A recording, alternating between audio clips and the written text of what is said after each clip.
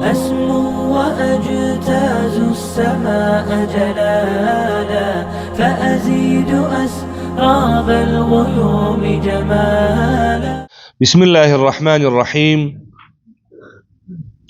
الحمد لله والصلاة والسلام على رسول الله وعلى آله وأصحابه أجمعين. د محل وقف په سلسله کې اولنی درس پرون وشو. د وقف علامتونه معرفي شول او هغه خلق چې په معنا باندې نه پوهیږي یا په عربي قواعدو باندې حاکم نه وي دغه لپاره د وقف علایم ذکر شول او طریقې ورته هم وښودل شوې چې بهتره دا ده چې په دغه باندې څه شی وکړي، عمل وکړي. څلور معتبر علایم دي چې هغې باندې باید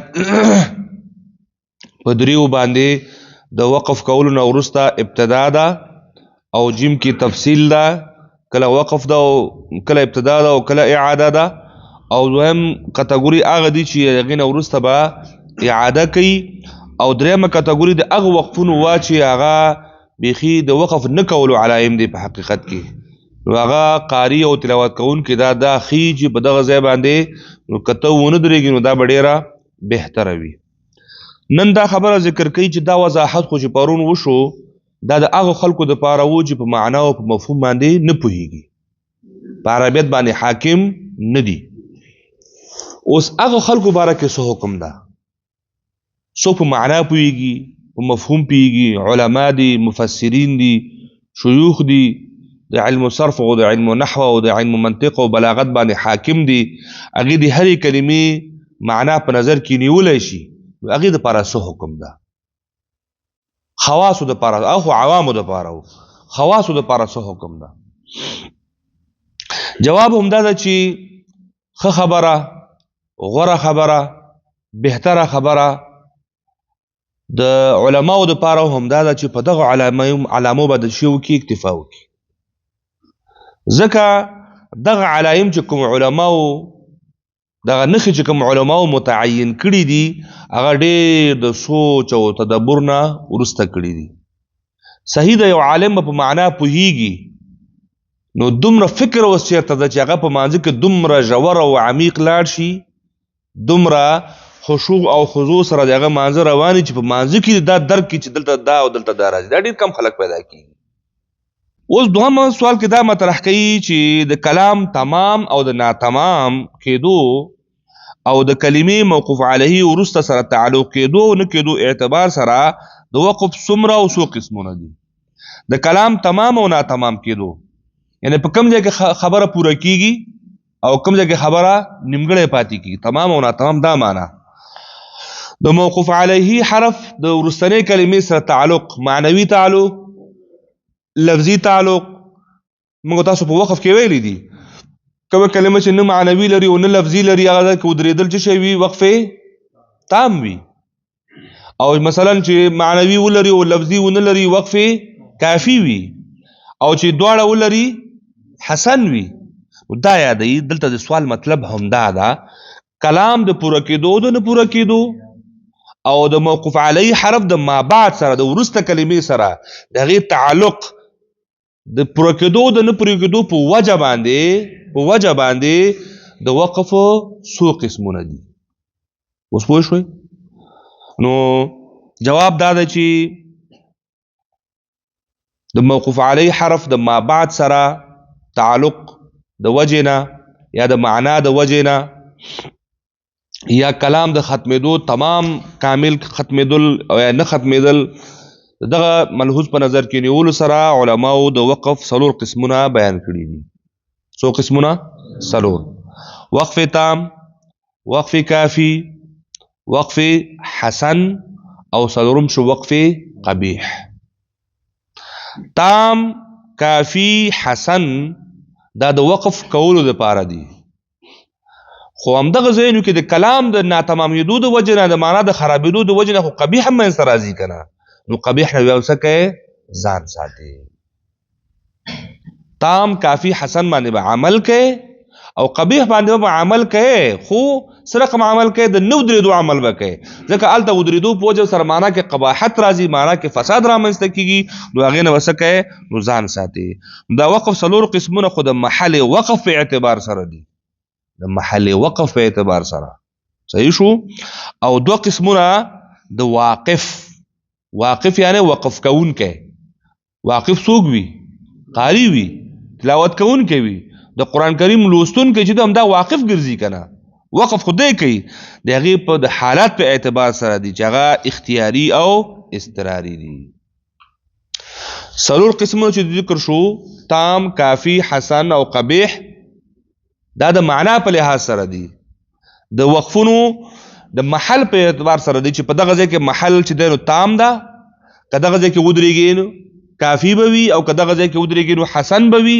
او که دغه ځای کې ودرېږي نو بیخي خبره به قباحت ته لاړ شي دا د محل په لحاظ سره دا څلور قسمونه دي او دا دوه چې نور دي دا د قاري د حالات په اعتبار سره دي آیا دا قاري صاحب چې دا وقف وکړو دا په خپل اختیار وکړو که یا اضطراري حالت یا دغه ځای کې وقف کولو ته مجبوره شو خبره ورسېدلې اختیاري او دا بره چې کوم وقفونه ذکر شول دا د اختیاري اقسام دي په اصل کې تام کافی حسن که تاسو ته یاد موږ دا د اختیاري اقسامو کې ذکر کړو چې وقف اختیاري ده وقف اختیاري بیا دوه قسمونه لري مقبول او غیر مقبول د مقبول اقسام بیا همدغه لازم تام کافی او حسن او د غیر مقبول اقسامو قبیح او اقبح او مقه نقشه ده خو د دې خپل ترتیب ده او د بل کتاب خپل ترتیبو نو دا دوه حالتونه چې دي اختیاري او اضطراري دا د قاري صاحب محترم د تلاوت کوونکي د حالات په نظر کې نیولو سره کله کله دا منځته راځي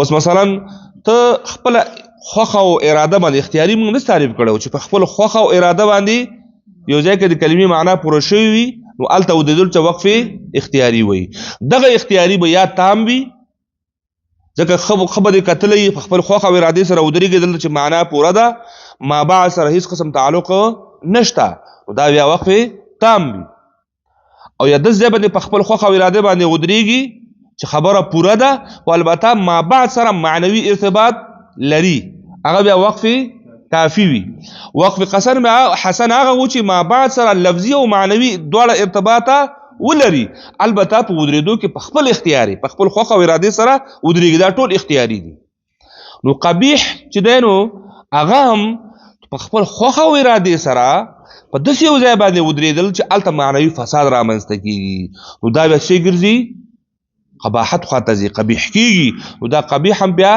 دوه قسمه یو قبیح او بل بقیت شی اقبح دا د ځای او دغه په لحاظ سره د خپل خوښه او ارادې په لحاظ سره او اضطراري حالت هغه حالت وي چې ته اراده د وقف نه لري اراده د وقف نه لري بلکې ته وقف کولو ته مجبور شي خو دغه مجبوري چې ارس وي دغه مجبوري ستا سا لنډېدل وي دغه مجبوري ستا باندې ټوخی لګېدل وي دغه مجبوري پرنجی وي دغه مجبوري چې هر څه کېدلی شي کله کله مرض هم کېدلی شي نو چې ته مجبور شي نو مجبوري نه خو ته غلط ځای کې هم بیا ته ودرېږې مجبوره شوې خو په دغه غلط ځای به ودرېدل چې دی نو دا بیا نو دغه غلطۍ جبیره بیا درته ښودلی ده چې دلته به بیا ته شی کوې بېرته اعاده بېرته د داسې ځای نه کوې چې بېرته معنا څنګه شي درسته راوځي نو دې ته بیا وقف اضطراري ویلی کېږي او تفصیل د دې اجمال دا دی چې قاری د وقف کولو وخت کې دو حالتونو نه خالی نه وي اجمال قاری یو تلاوت کوونکی چې کله تلاوت کوي او یو ځای کې وقف کوي نو دغې دو حالتو نه خالی نه وي کم یا خو هغه وقف په خپل خوښه او ارادې سره کوي نو دې ته به کوم وقف ویلی کېږي اختیاري نو چې اختیاري کوي په خپل خوښه او ارادې سره کوي خو یا به تام وي یا به کافي وي او یا به حسن وي او که تنه خرابه شوله قبیح ته به ځي صحیح شو او یا به چې دی نو ته د وقف کولو ته مجبوره کېږي نو د مجبوره کېدو په صورت کې به دا به کوم وقف وي اضطراري دا اجمال ده اختیاري او اضطراري دا اجمال ده او دا چې بیا تفصیل ته ځي تفصیل ته تام کافی حسن قبیح او اقبح هغه چې ده تفصیل ده یعنی د حالاتو په اعتبار سره دا وقف او وصل دو تقسیم کړل، یو استراری حالت کې، یو خپل خوخه او اراده سره. نو هغه څلور د خوخه او اراده سره شو، استراری حالات واسم استراری حالات وینو. نو دا لکه دا دوی چې ویل لکه د څه وشي، لکه اجمالا دوا استراری او اختیاری او تفصیلا څلور، تام کافی حسن او قبیح. صحیح شو؟ دا نظر مو واغسه ګوره صرف د الفاظو کې او د جوړښت کې او په سیټ اپ کې خبره ده، نور اصل شکل او مغه سابقه شی ده جب کې اضافه کیږي نه. هغه کم مدونه چې مثلا انتظاری او اختباری او هغه خو موږ تاسو مالته ویلو چې هغه په عادي حالت کې نه کاریږي، هغه تعلیم او تعلم لپاره کاریږي. تعسفی چې دنو بیکاره خلکو هغه څورته وایي، معانقه چې دنو هغه هم یو خاص هغه د وسارنه هغه په اصل کې اختیاریو کې راځي، اختیاري په هغه کې راځي. او دا هغه د بيخي هغه طبيعي یادواري ونه کوله ولنډ ویل چې اجمال دا چې د تلاوت کوونکو د حالت په کتو باندې دوه حالت به یا به استراری وي او یا به اختیاري وي.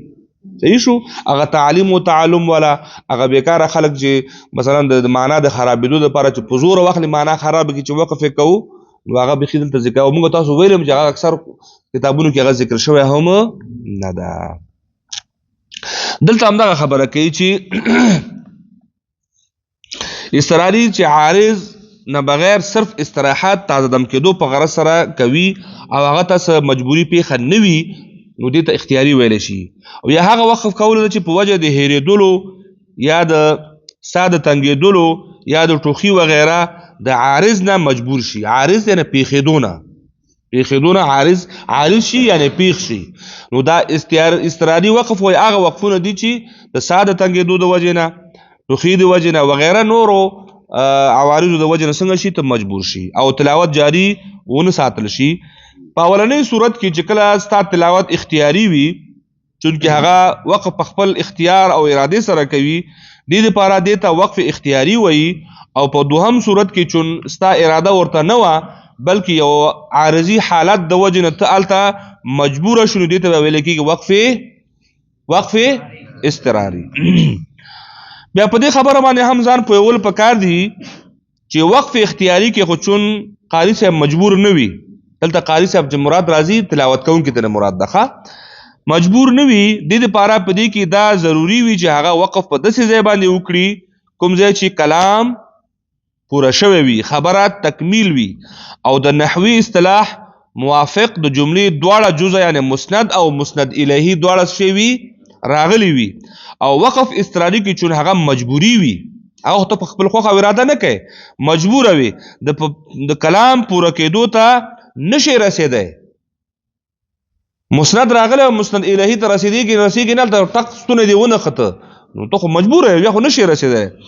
نو هغه ته اجازت ورکړی شوی دی چې په کومه کلمه باندې مجبوری پیښه شي نو همالته د شي ودرېږي او همالته د اثار شي.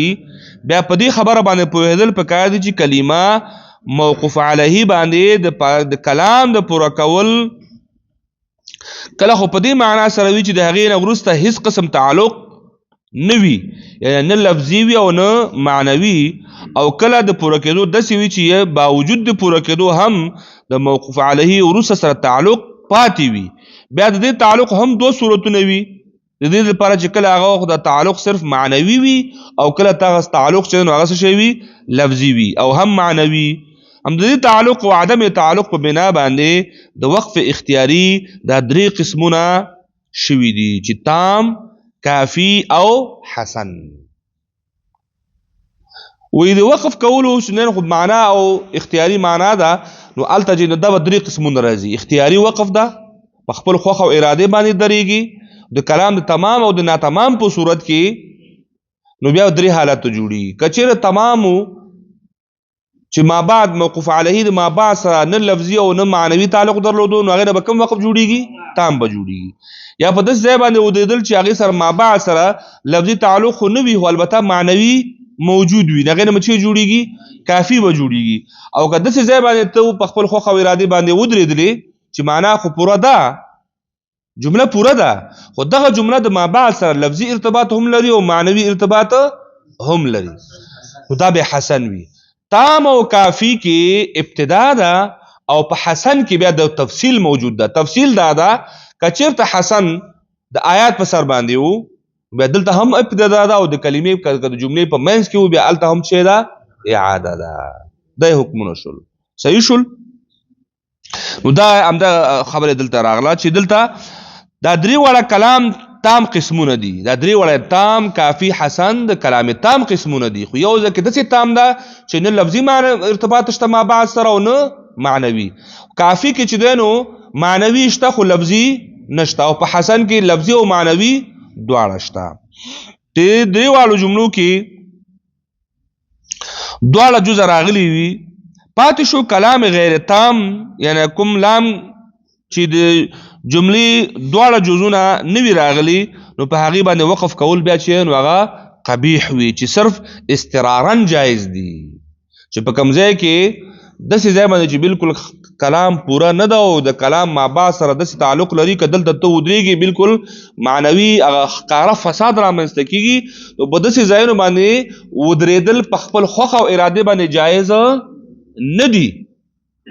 لکه پرون چې لکه ما مثالونه ورکړل که نه نن هم څه مثالونه اوس راځي په دویم سوال کې لکه لا تقربوا الصلاه دلته اوس شرعاً ودرېدل په خپل خوښه او ارادې سره جایز نه دي. که استرارا ته مجبور شوې نو بیا اجازت شته خو د اجازت او دغه ستا د اضطراري ناستې د وجې نه اضطراري سقوط دې وکړو که نه اضطراري د ناستې د وجې نه کله کله سره اضطرارا سقوط کوي نو اضطراري ناسته وشوله اضطراري وقف وشو دغه حل لاره بیا ته بیرته ته ښودلې ده چې اوس یې بیرته په خپل حالت باندې راغلې ټوخې دې کنټرول شو ساه دې واغېستله دمه دې جوړه شوله نو بیرته د دغه قباحت د خلاصون دپاره لار ورته ښودلی چې یوه جمله یا دوه جملې ساته به لاړ شي بیرته همغه خبره مسند او مسند الهي معرفه مراعاتولو سره به دا جمله بیرته څه شی کې تکمیل کړي. واضحه شو انشاءالله. وصلی الله تعالی علی خیر خلقه محمد وعلى آله وأصحابه أجمعين.